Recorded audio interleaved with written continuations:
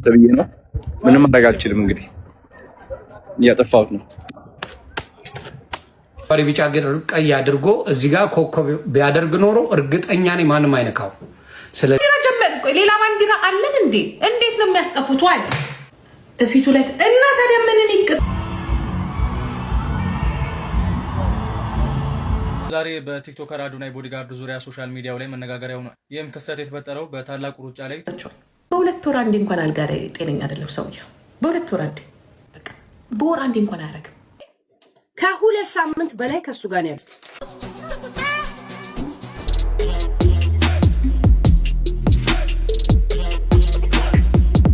በወፍ በረር እንዳያችሁት እንግዲህ አዶናይ በቦዲጋርድ መጣ ታላቁ ሩጫ ላይ። ይሄ ህዝብን መናቅ ነው የሚሉ ወገኖችም አሉ ማለት። በሌላ ጉዳይ ደግሞ የተቀባውን አረንጓዴ ቢጫ ቀይ ባንዲራ ፖሊሶች አስጠፍተውታል። ይሄ ነገር እጅግ እያወዛገበ ነው። በሌላ ጉዳይ ደግሞ ጂጂ ኪያ ፋኒ ሳምሪን ስለማያደርጋት ነው በሁለት ወር አንዴ እንኳን አያደርጋትም እያለች ነው። ስም እያጠፋች ነው። ምንድነው ይሄ ነገር የሚለውን ነገር አብረን ያለን ማለት ነው። ልጆቹን ሰጥተውታል ለፋኒ ያሉትን ነገሮች አብረን ያለን። እጅግ አነጋጋሪ ያልኳቸውን ጉዳዮች ሰብሰብ አድርጌ ይዤ መጥቻለሁ። እንዴት ናችሁልኝ? የተወደዳችሁና የተከበራችሁ የቻናሌ ቤተሰቦች አዲስ ሆናችሁ ሰብስክራይብ በማድረግ ጀምሩ። ነባሮቹ ላይክ እና ሼር እያደረጋችሁ ወደ ጉዳያችን እንግባ። ሀሳብ አስተያየቶቻችን እየተሰጣጠንበት አብረን እንቆያለን። መወዳችሁ ወደ ቪዲዮ እንግባ።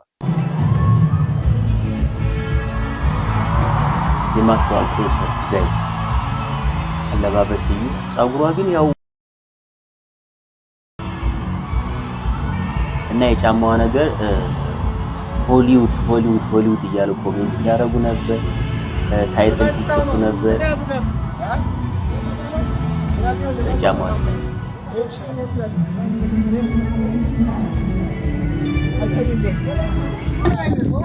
ጋይስ ሶሪ የሚታረቋቸው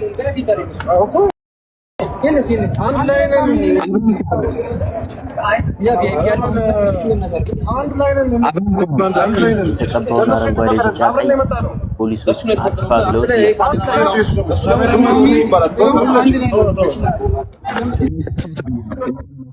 ተብዬ ነው። ምንም ማድረግ አልችልም። እንግዲህ እያጠፋሁት ነው።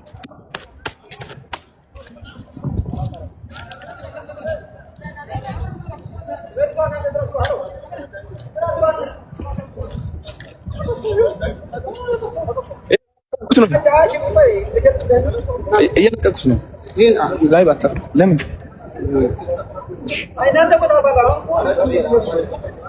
ላይ ባታ እሺ ማይክሽ ማይክ ላቁሙ እንትን ነው። ኧረ ነው ስለ እግዚአብሔር እናንተ ሰዎች በእጅ በሉ። ኧረ በእጅ በሉ እናንተ ሰዎች። ታዋቂ ሰው ይውላችሁ። እናንተ እኮ የምትበሉት እኮ ኧረ በእጅ በሉ እናንተ ሰዎች። ኧረ እናንተ ፖሊሶች በእጅ በሉ። የሚቀረጻል የማይቀረጽ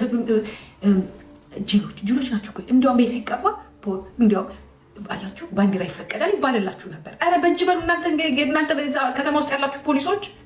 እንደዚህ አይነት ቦታ ላይ ትንሽ ነቃ ያለ ደንገጥ ያለ ፖሊስ አቁሙ እናንተ ሰዎች። ፖለቲካ ስሩ እንጂ። ኧረ ጋይስ ይሄ ልጅ ያስበላናል የሆነ ነገር ብታረጉት አለማወቀ ማለት ነው። አለማወቀ ተበላን። በቃ ገደል ገባን።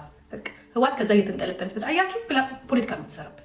ይህን ልጅ ተንከባክባችሁ ነው መያዝ ያለባችሁ። ባንዲራ ሲልሽ ጭራሽ የህዋት እንዲል እንደውም የህዋት ባንዲራ እና ችግር የለውም። ፖለቲካ ስሩ። ታው ገደል ትገባላችሁ። ራሳችሁ ጉዳይ።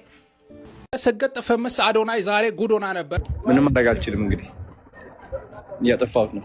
አረንጓዴ ቢጫ ቀያችን የሚያኮራ አረንጓዴ ቢጫ ቀይ። በነገራችን ላይ ኮሜንት እያደረጋችሁ ተመልክታችኋል አይደለ? አረንጓዴ ቢጫ ቀዩን ተቀባ ብለው አገጩን ቆርጠው ሊያነሱለት ይመስል ነበረ ትግላቸው። ያሳዝናል። አንድ ነገር አስተውል ወንድም አዶናይ። አሁን ላይ ያው ታዋቂ ነህ፣ በየቦታ እየተጠራ ነው። ፈመስ ሰገጥ ብለሃል። ሙሴ ሰለሞንና ጆን ዳንኤልን ግን አስታውሳቸው። እነዚህ ልጆች ታዋቂ በነበሩ ሰዓት ጋሻ ጃግሬያቸው አብሬያችሁ ልሁን ባያቸው ብዙ ነበረ። ችግሩ ሲገቡ ግን ያስታወሳቸው ሰው የለም እና ተጠንቀቅችን ጊዜ በጥንቃቄ እንድታልፋት ወንድማዊ ምክሬ ነው የምለግስ። በደስታ ይብዛለ፣ በመልካም ነገር ሁሉ ይትረፍረፍለ። እሱን እመኝልሃለሁ። ልጁ ምስኪን ይመስላል። አሩን ነው ምን ከኔ ጋር ምንም ግንኙነት የለንም። ምስኪን ይመስላል። ሰዎች ግን ሆይ ሆይ ሆይ ሆይ ብለው ሊያስበሉት ነው ልጅ። ያሳዝነኛል። ያ ኮከብ የሌለው ኢትዮጵያ ላይ ፋኖ ስለሚይዘው እንደ ወንጀል ነው የሚታየው። በግልጽ ነው የምነግርህ። ብልጡን ያራዳ ልጅ አትበላ በባዶ ሜዳ። እዚህ ጋር አረንጓዴ ቢጫ ቀይ አድርጎ እዚህ ጋር ኮከብ ቢያደርግ ኖሮ እርግጠኛ ነኝ ማንም አይነካው። ስለዚህ ጥሩ ነው ብዬ አስባለሁ። ስለዚህ ያንን እላለሁ። ሌላ በደንብ ነው የሚያዩ፣ ምክንያቱም ሁሉ ኢንተርቪው አለ፣ የምትሰራቸው ነገሮች አሉ። አሁን ወደ ጥሩ ነገር እየመጣ ነው ልጁ። አዎ የድሮ ሀቢቱን የድሮ ኢንተርቪው ላይ የሚያደርጋቸው ነገርና አሁን የሚያደርገው ኢንተርቪው የሰማይና የምድር ልዩነት አለው። ከአምሰለት ጋር የሰራው ኢንተርቪው ኮምፕሊትሊ በፊት ከሰራቸው ኢንተርቪዎች የተሻለ ነው። በጣም ጥንቃቄ ያለበት ማስተዋል ያለበት ምን ያለበት ሰርቷል። ዛሬ በቲክቶከር አዶናይ ቦዲጋርድ ዙሪያ ሶሻል ሚዲያው ላይ መነጋገሪያ ሆኗል። ይህም ክስተት የተፈጠረው በታላቁ ሩጫ ላይ ቲክቶከር አዶናይ በቦዲጋርድ ሲሮጥ መታየቱ ነው። በዚህም ብዙዎች አስተያየታቸውን እየሰጡ ይገኛል። ከእነሱ ውስጥም አንዱ ጋዜጠኛ አሉላው ፍሬው ነው። አስተያየቱን በሰሞኑ በሰይፉ ፋንታውንና በአዶናይ መካከል ከነበረው አለመግባባት ጋር አያይዞታል። ሀገርን ለማዳን እየሞከርንና ብዙ ዛቻ እየደረሰብንም በቦዲጋርድ አልተንቀሳቀስንም፣ ሰይፉ ፋንታውን እንዳያስደበድበው ነው ወይ በማለት አስተያየት ሰጥቷል። ሌሎችም በተቃራኒው መብቱ ነው እያሉ ይገኛል። አዶናይም ቦዲጋርድ ይዞ የተገኘበት አንዱ ምክንያት እና ዋነኛው ምክንያት ተደርጎም የተገለጸው የሩጫው አዘጋጅ ኮሚቴ ለአዶናይ በዚህ ሰዓት ግርግርና ሁካታ እንዳይፈጠር፣ ምክንያቱም ከ3 ሚሊዮን በላይ ፎሎወርስ ያለው ሰው ነው። እዚህ ታላቁ ሩጫ ውድድር ላይም አዶናይ በሚገኝበት ሰዓት ሁሉም ያውቀዋል። በዚህ መሀል ከአዶናይ ጋር ፎቶ ለመነሳት በሚፈጠር ግፊያ የተለያየ ረብሻ እንዳይፈጠር ተብሎ የጥበቃ የሴኩሪቲ ቡድኖች ተቋቁመውለት ነው እንጂ እሱ ፈልጎት እና ፈቅዶ ያደረገው እንዳልሆነ መረጃዎችም እየወጡ ነው። እሱም እየተናገረ ነው የሚገኘው። ወደ ኔጌቲቭ ወስዳችሁ የአዶናይን ስም ማጥፋት አሪፍ አይደለም። አዶናይ ፈቅዶና ወዶ አይደለም ቦዲጋርድ አስከትሎም እዚህ መድረክ ላይ የተገኘው። ቢያስከትልም ደግሞ ምንም ማለት አይደለም። እናንተ በቅናት የምትንጨረጨሩ ቀናታችሁን በልክ አድርጉት። አዶናይ ይመች ማለት እንወዳለን። ይመች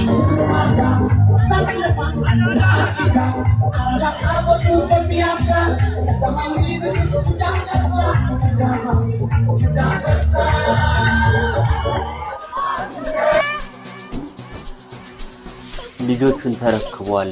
ፋኒ የስንት ዓመት ልዩነት እንዳላቸው ታውቃላችሁ? በትክክለኛ ፓስፖርት የ13 ዓመት ልዩነት አላቸው። ስለ ቀጨጨ ስለ ድንች ስላል እኮ አይደለም። የ13 ዓመት ልዩነት አላቸው። በድሮ ፓስፖርት ብናወጣ የ17 ዓመት ልጅ እኮ ነው። 18 ዓመት ገና እኮ ከቤት አውጥቶ እኮ ነው። ገና እንዲህ ውጪ ግቢ ልጅቷ ነው። ገና ምኑን የማታውቀው አባታቸው ጋር ነው ያሉት። የሚወዱት አባታቸው ጋር ነው ያሉት። እዚህ ደግሞ ልጆቹን በመያዝ ደግሞ ችግር ያለበት፣ ምክንያቱም ልጆቹን የሚወድ ሰው ልጆቹን እንትን አይልም። ምንድን ነው የሚባለው? ልጆቹን አይበድልም። አም ሾር በደንብ አድርጎ ይይዛቸዋል ብዬ ነው የምለው። ይይዛቸዋል። በ2 ወር አንዴ እንኳን አልጋ ላይ ጤነኛ አይደለም ሰውየው። በ2 ወር አንዴ፣ በቃ በወር አንዴ እንኳን አያደርግም። ወር አንዴ ጉዳችንን እኛ እኮ ሴቶች ብዙ የተሸከምነው። እንጀራ ቡጥ ከበላ በሽሮ ከበላ ፈሱ ነው የሚተርፈን። እነዚህ ሰዎች ቀዝቅዘዋል። ገባችሁ? ሰዎች መቀበል ያልፈለጉት ምን እንደሆነ ታውቃላችሁ? መቀበል ያልፈለጉት ትዳር ላይ እያሉ አፕዴት አያደርጉም። ላይፋቸው ኦልሬዲ ቀዝቅዟል። ሳምሪ በኩል ምን ችግር እንዳለ ታውቃላችሁ? አታውቁም። ትዳርሽን በትነሽ የሄድሽው ለዚህ ነው። ችግሩ ምን እንደሆነ በምን ታውቃላችሁ? ስም እያጠፋሽ ታዲያ ይቺ ልጅ ገና ህፃን ልጅ ናት፣ ገና ወጣት ናት። ብዙ ነገር ይጠብቃታል።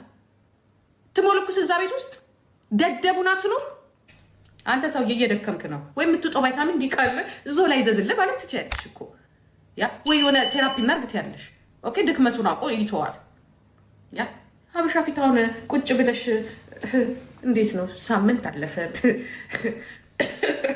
ታቡ እኮ ታቡ ወር ሆነን፣ ኧረ አንተ ሰውዬ አመት ሊሆን 6 ወር ሆነን እንዳንቁርቴ ባለኩ እንደዚህ አድርጎኝ ወልጄ አስቡት። እንግዲህ አሁን ቁርቴ አስቡት። ፓስተር ነው ባለው እንግዲህ ፓስተር ነው። ፓስተር የደህና ቤተሰብ ልጅ ነው። ኦኬ ስትወልድ እንኳን ሄዶ ሆስፒታል ምንድን ነው አልጠየቃትም። ለምን ይመስላችኋል? ሳይፈልግ ነው የወለደችው። የኔ ልጅ ወጣት ናት፣ ማንንም አላስገባም። የኔ ልጅ ወጣት ናት፣ ለትዳር በቂ አይደለችም ብዬ ነው የተናገርኩት። የሆነ ነገር ኃላፊነት ለመውሰድ በቂ አይደለችም። እንቅልፏን እራሱ አልጠገበችም። ሳምሪ ከዚህ ቤት ስትወጣ አልጠገበችም፣ እንቅልፍ አልጠገበችም። ቀስቅሰን ነው ቀስቅሰን። ቬከር እንግዲህ አስዋት። ቬከር ከ2 ሳምንት በላይ ከሱ ጋር ያሉት። ከዛም በፊትም ሰምቻለሁ፣ ግን እርግጠኛ ልሁን ብዬ ነው ዝም ያልኩት።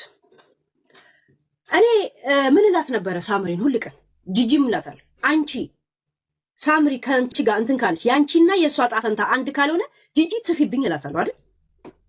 ልጆችን አናሳድግም ለራስ አሳድግ ብለው ወስደው ጥለውለት ቤት ሲያገኝ ጥለውለት 2 ሳምንት ደውላ እንኳን ጠይቃ አታውቅም። ወላ ጂጂ ወላ ሳምሪ እግዚአብሔርን ነው የምላችሁ ደውላ እንኳን። እሱ ደግሞ ከአንቺ ጋር ሼር አላረግም ልጆቹን ወይ ጠቅላይ ስጪኝ ነው የሚላት የነበር። ገና ለፍርድ ቤት እንኳን ልጆችን ያዝ ቢባል ወይ ጠቅልሎ ላይ ይሄን ነበር ውሳኔ ማለት ነው። ራሳቸው ጠቅልለው ሰጡት።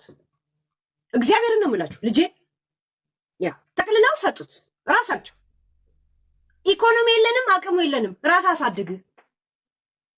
ሳምሪ ምትበላቀጭው ለምንድን ነው? እኔ እዚህ አፌን ብከፍት ምሰራውን ብር ለልጄ ላሳድግበት ነው። ገብቶሻል? ልጄን እያሳደግኩበት ነው። ኦሬዲ አሳድግ ይጨርሻለሁ። አሁን ቅንጦት ታይም ላይ ገባሽ? አንቺ ግን እንደ እናትሽ ለመበላቀጥ ብቻ ነው። ገብቶሻል? እንዲህ ብቲ ምን ብቲ ፎር ዋት? ከእንግዲህ እንኳን የወንድ ፍቅረኛ አይደለም የሴት ጓደኛ አይኖርሽ።